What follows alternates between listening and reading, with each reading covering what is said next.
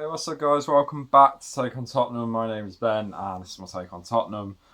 And right, well, first of all, full-time result: Tottenham 3, Norwich nil. Very good. This is going to be such a strange match reaction. Um, Probably shows how dedicated I am to the YouTube channel, actually, because I probably shouldn't be doing a video, but you know, I don't know what I'm doing, to be honest, right now. Basically. Today was supposed to be a chill day. Today was supposed to be a really chill day, and I sat down to watch the match, thinking, just nice and chill and stuff. And then through half time, something came up, like a personal life thing, and yeah, something came up, and we had to go out for that. And as we've gone out to go and sort this problem out, we have literally drove to go to this place, and there's been a bit of like this car accident basically, and we were nearly involved in it as well, but we witnessed it and stuff, so we've had to sort of not get involved, but we've had to sort of leave statements and things like that. And yeah, and then because of all that happening, something else happened, and we've just ended up sort of turning around and coming home. And by the time that was all done, um, I didn't even get to really sort of see the second half of the match, to be honest. So I'm only going to be doing this video from what I saw in the first half. I've just seen the goals. But I'm just apologising because it's not going to be a normal match reaction. It's not going to be a normal, I'm not going to bullshit anybody. I didn't watch the second half, so I couldn't tell you if Spurs played better or worse or not. I can only tell you what I saw. I owe you that much, honesty. I'm not going to just come in and go, oh yeah, they played fantastic in the second half. I was definitely there watching it. So yeah, just a little caveat for the video, I guess. But I will get into what I saw and everything like that. So first half, let's get into it. Slightly slow start, shall I say? Again, slightly slow, not massively, but there was too much inviting Norwich on for my liking. Tanganga started.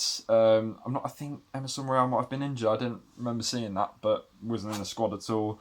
I found it very interesting that Tanganga started over Doherty as well. Matt Doherty is more naturally a right wing back. It would suit that position more. I would rather prefer to see Tanganga in that role if Royale can't be in it. I'm not really too impressed with Doherty. And I think that kind of says everything, that Tanganga, who is not a natural right wing back, started in that role ahead of Matt Doherty. So maybe that, I don't know. I know he came on, but even from what I saw, in the Nuno with Doherty, a manager who he thrived under, he didn't really impress that much.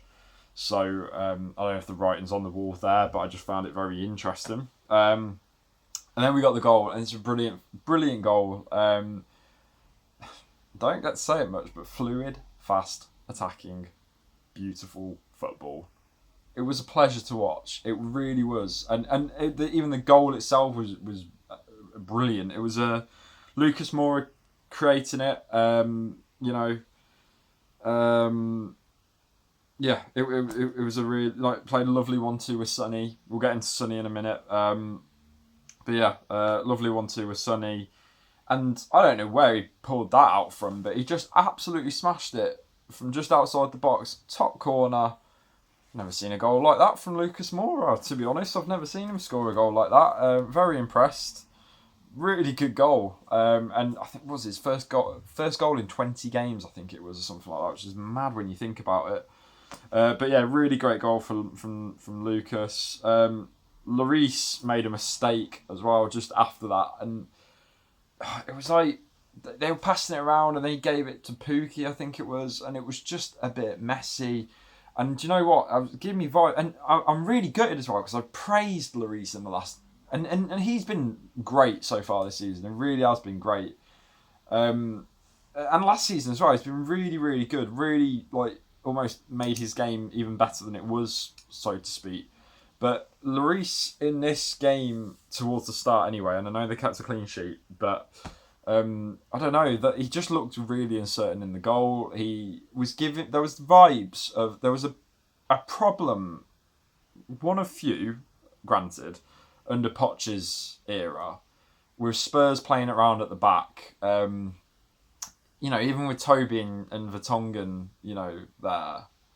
And they used to have this thing where they just messed around with the ball at the back. They just invite the pressure. They'd mess around.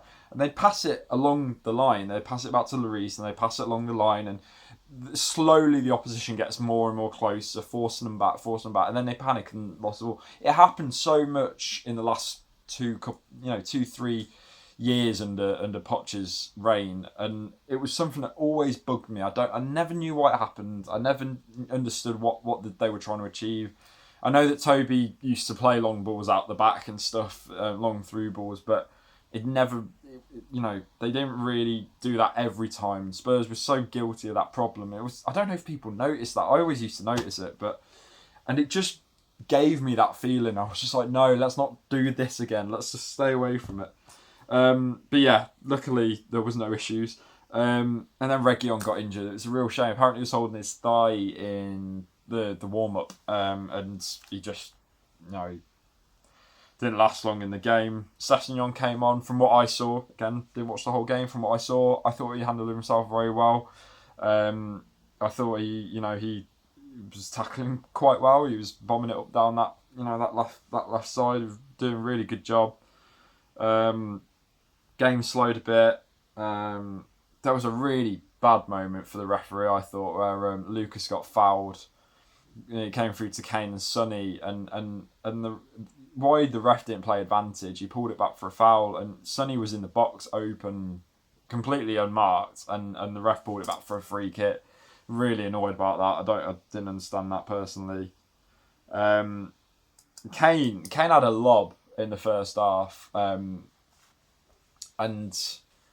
it was just so much off the mark. Krul was off the line, so you can understand why he went for that, and but it was so far wide, and you're just like, if Kane was in prime Kane mode, that would have gone in, and you sort of harken back to that lob that he did from the halfway line against Juventus in the pre-season tournament about 2 years ago, 3 years ago maybe now, and just very different times, isn't it now? But Kane, I thought, was better from what I saw. I've seen the other goals. Seen some shots that he had. He looked a lot better today. Again, people are going to say he didn't score, yes. But again, at least he is now creating chances, and that's more than what he was doing in the first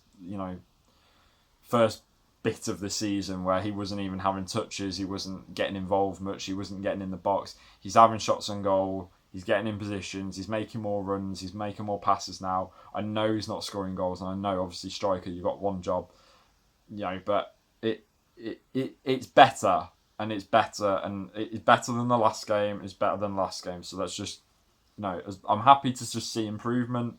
I replied to a comment on my video from last week, Thursday. Someone asked me about if Kane will come good, and I do believe he will. I just think it's just a matter of time. You've got to think and I'm not sticking up for him. We'll criticise him much as anybody else has this season, because let's be honest, he's been poor. He has been poor for Kane standards that are set so high. He's been poor, but I do think you've got to give him the benefit of the doubt in the way that all the stuff going on in the summer, we don't need to get into it. All that stuff going on, the Euros disappointment in the final, the coming back to a new manager, the manager situation wasn't even sorted by that time. Then coming in with Nuno, then having to adapt to Nuno's system, with all the Man City stuff going on, and then Nuno getting sacked as well, and then having to adapt to Conte's style as well. I'm not sticking up for Kane, but I do think when we look at it, you've kind of got to look at those aspects as well. Just saying. But I do think he will come good. I don't think he's going to get near the Golden Boot, but I think he will start scoring in the next coming weeks. It's just, we've seen improvements, just got to see the goals now. And then, just again, the last bit really that I saw of the match really was a beautiful bit of work from Oliver Skipp. So many good things to say about him. Lloris, I think it was Lloris, gave the ball away, and it went straight to a Norwich player who's going, and Skip just came out of nowhere, did this amazing slide tackle, went straight down on the ground, somehow spun around, got the ball off the player, and then passed it down, and then started a counter attack.